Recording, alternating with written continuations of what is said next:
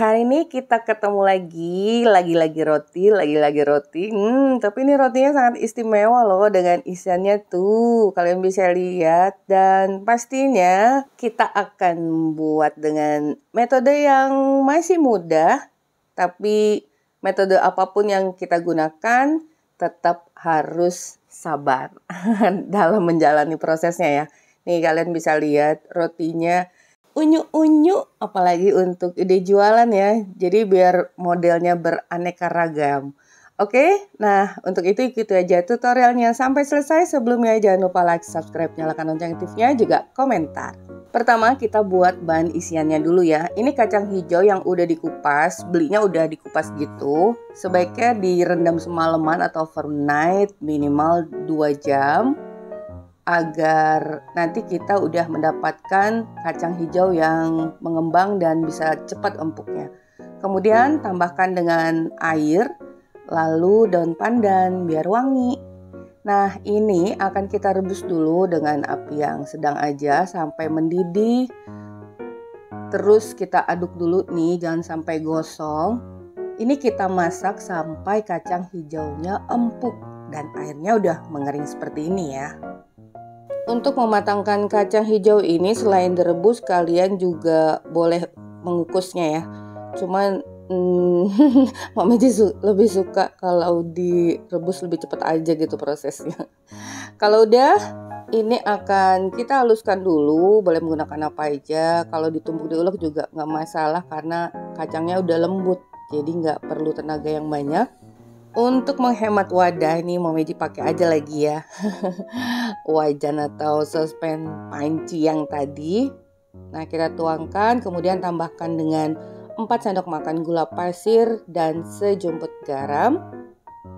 Juga kental manis. Selain kental manis bisa juga menggunakan santan, tapi kalau kental manis itu untuk isiannya bisa jadi lebih awet. Karena si kental manis itu kan udah mengandung gula juga. Gula itu bisa dijadikan sebagai pengawet alami. Kemudian tadi kita tambahkan dengan 1 sendok makan margarin, dicampurkan terus. Kembali kita masak dengan api yang kecil. Tapi kali ini harus selalu sering diaduk ya, jangan ditinggal, takutnya gosong. Ini kita masak sampai meletup sampai mateng. Udah sampai nggak melekat lagi tuh di pinggiran pancinya. Dan masak sampai lebih kering dan mengental seperti ini. Oke, kalau udah ini siap.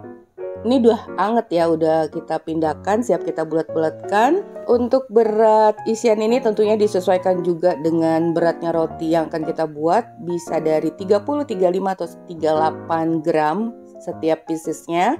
Kalau udah dibentuk bisa disimpan dulu di chiller, jadi saat nanti kita masukkan lebih set. Sekarang lanjut ke bahan biang, tepung terigu protein tinggi, kemudian gula pasir, juga ragi instan, pastikan raginya itu aktif. Ini kita campurkan dulu. Nah, roti yang dihasilkan dari sistem biang ini biasanya lebih bagus asal pembuatannya juga tepat. Kemudian kita masukkan air ya. Air biasa aja, nggak perlu hangat atau panas atau dingin. Ini adonannya akan lebih lembut, bertekstur halus dan memiliki aroma harum dibandingkan dengan metode langsung. Nah, ini kita campurkan dulu. Konsistensinya seperti ini, tidak keras, cukup lunak. Tuh, agak melekat-lekat gitu ya. Ini harus kita campurkan setidaknya sampai tidak ada lagi terasa gerindilan terigu.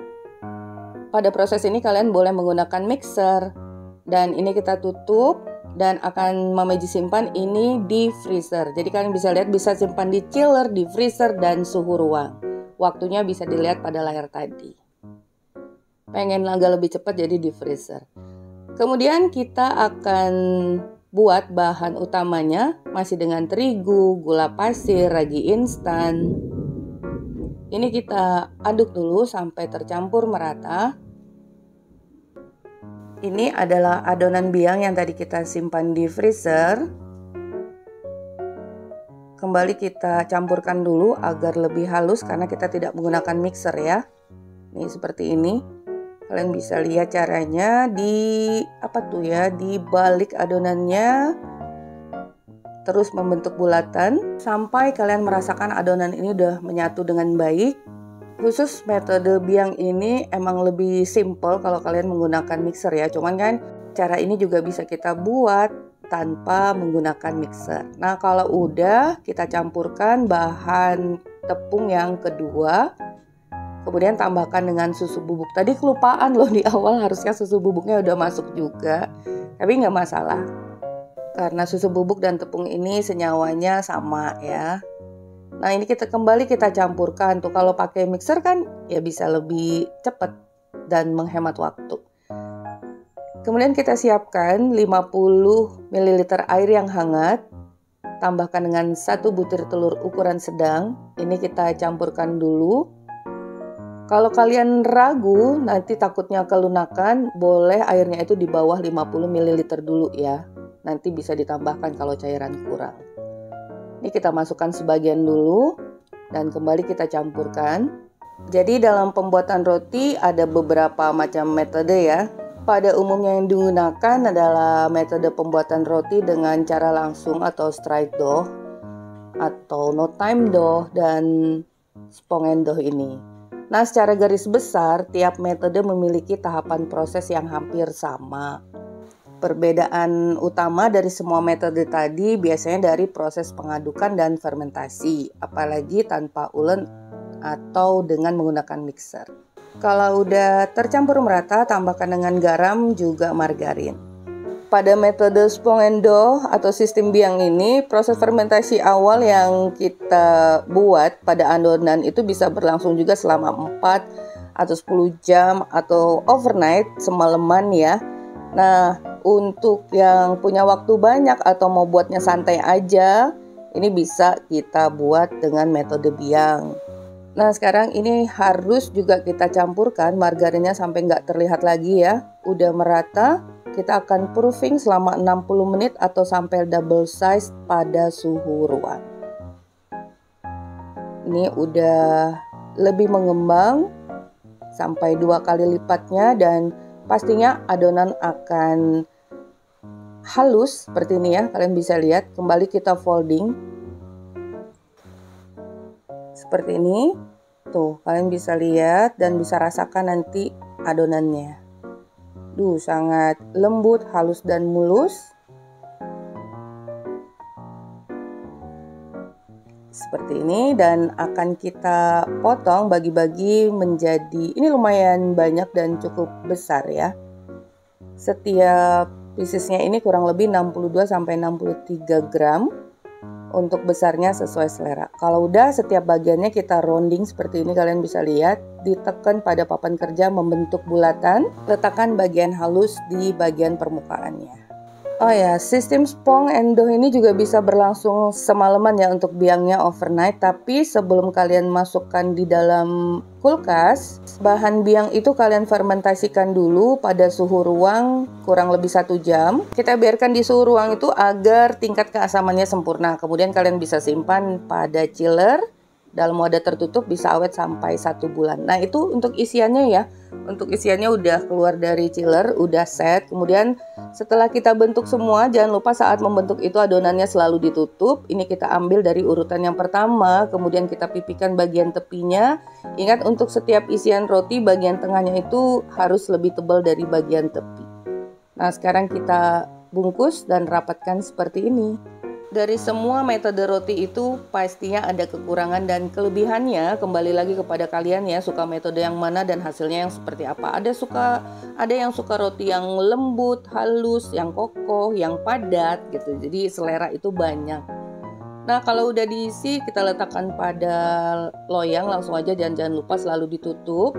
Yang pasti itu ya, pada umumnya kalau kita menggunakan metode biang, itu hasil rotinya akan lebih awet lembut dan tidak mudah kering, cenderung lebih lembab. Seratnya juga lebih halus. Metode biang biasanya digunakan untuk pembuatan roti dengan rasa roti jadul gitu atau rumah tangga. Kalau untuk industri biasanya menggunakan metode strike dough cara langsung ya. Karena apa? Karena pada bahan rotinya ditambahkan pengempuk dan pelembut. Nah, ini udah kita proofing kembali 45-60 menit, yang pasti sampai mengembang ya. Sekarang kita buat toppingnya. Cukup sederhana, terigu dan air susu. Ini kita campurkan sampai sampai konsistensinya itu mengental seperti pasta. Pasta kental ya, jadi untuk air itu masukannya bertahap. Nah, kalau untuk yang pasta pertama ini ternyata agak kurang kental, nanti kalian bisa lihat hasilnya. Kalau udah, masukkan ke dalam piping bag. Sebaiknya pastanya agak lebih kental lagi, nanti ada pada scene berikutnya ya. Dan siapkan untuk olesannya, Mama Eji menggunakan susu bubuk dan dicampur dengan air secukupnya aja. Roti kita udah di resting, diistirahatkan dan udah mengembang, siap di oven. Didapatkan 2 loyang dan keduanya sudah mengembang, siap masuk oven. Ini kita oleskan dulu ya. Setelah mengembang itu kita oleskan dulu dengan air susu.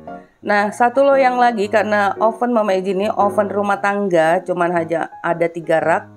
Jadi sebaiknya loyang yang masih ngantri kita simpan dulu di chiller agar proses fermentasinya terhenti atau berjalan lambat. Nah, kalau udah kita beri topping tadi dan taburi dengan wijen. Ini siap kita panggang. Sebelumnya oven tentunya udah kalian panaskan terlebih dahulu 15-20 menit. Kita oven selama 15 menit pada rak bawah, kemudian setelah 15 menit ini Mama Eji pindahkan ke rak tengah dan ditambah lagi 3-5 menit. Tentunya disesuaikan dengan oven kalian masing-masing. Nah, ini untuk topping yang keduanya agak lebih kental dan Mama Eji tambahkan perisa pandan. Nih, kekentalannya harusnya seperti ini aja. Jadi dia nggak bleber, menyatu. Kemudian siap kita keluarkan dough yang disimpan di chiller tadi karena sebentar lagi roti kita matang di loyang pertama. Karena tadi udah mengembang waktu kita simpan di chiller, langsung aja ketika keluar dari chiller diberi olesan susu dan beri topping seperti ini. Jadi tidak perlu didiamkan lagi di suhu ruang ya. Gak perlu waktu untuk itu lagi. Taburi dengan wijen hitam dan ini siap di oven.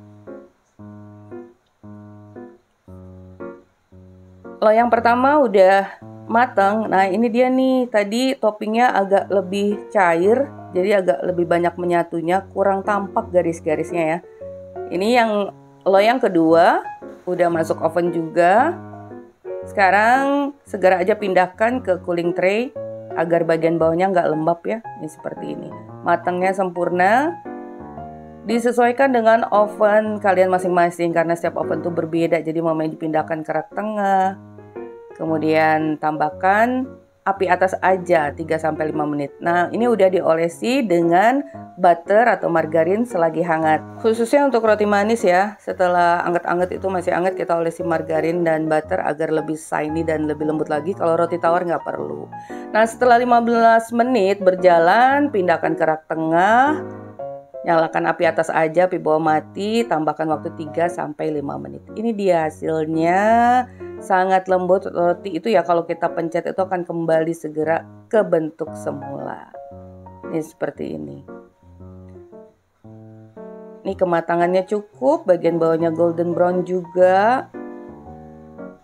Nah, jadi tinggal kalian aja kalau waktunya banyak. Memang kekurangannya Spongendo metode ini memerlukan waktu dengan 2 kali fermentasi adonan ya, 2 kali pengadukan juga. Tapi hasilnya juga berbeda dengan yang stry dough. Kalau adonan yang kita buat dengan metode stry dough, kalau tanpa metode yang lain lagi, kalian bisa lihat di video-video Mama Eji apa aja yang harus dilakukan jika tanpa menggunakan pelembut, conditioner, pokoknya yang buatan-buatan pabrik itu ya. Nah, sekarang kita lihat dulu penampakannya seperti di scene di depan tadi ya. Ini adalah roti polok kacang hijau. Udah kalian bisa bayangkan, lembut dengan isian yang manis legit juga lembut. Ini dia hasilnya. Oh, ini enak banget, nget. Oke, sampai di sini dulu resep kita hari ini. Semoga bermanfaat. Bertemu lagi di resep Mama Eji berikutnya. Thank you for being with me today. Assalamualaikum warahmatullahi wabarakatuh.